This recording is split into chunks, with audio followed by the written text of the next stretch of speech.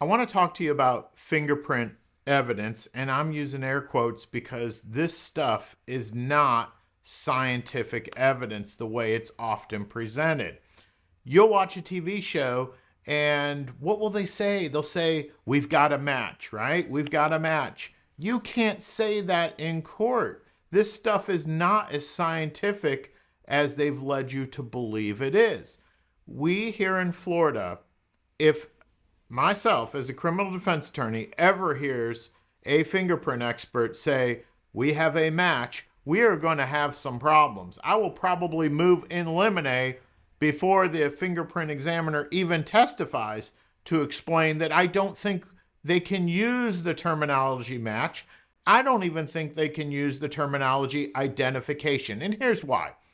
Because the science on fingerprints is, like all science, it's a probability science. I hate to break it to you, but really when physics gets all the way down to the core, there's a lot more probability going on than what we think.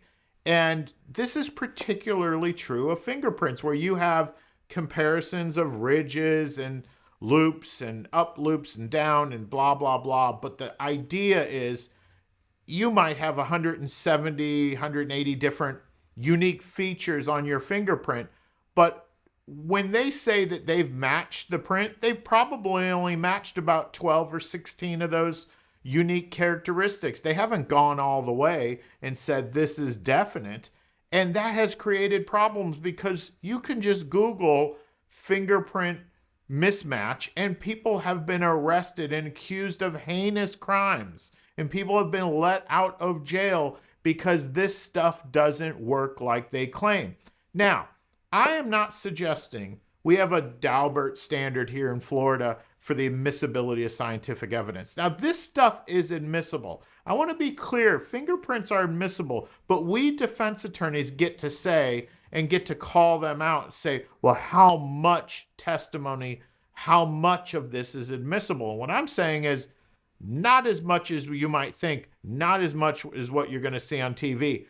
If I get my way, and I should, no fingerprint examiner can say they have a match. No fingerprint examiner can say we have an identification. I would say the best they can do is, look,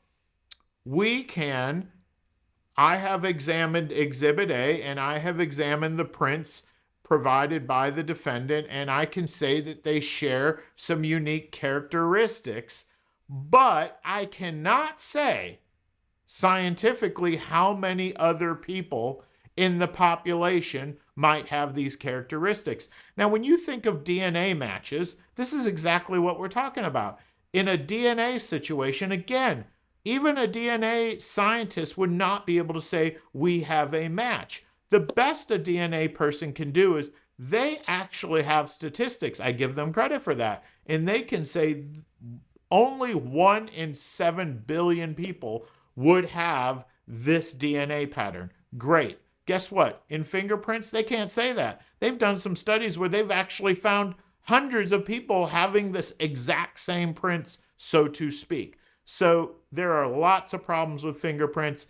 The alarm bells go off in my mind, in any criminal defense attorney's mind, when you see fingerprint evidence and we start chopping away at that and we start making sure that they don't make too much of a science that is still not much of a science yet, because they have no numbers to back it up. DNA at least has some numbers to back it up, but they still continue to try to testify that this is a match, this is an identification.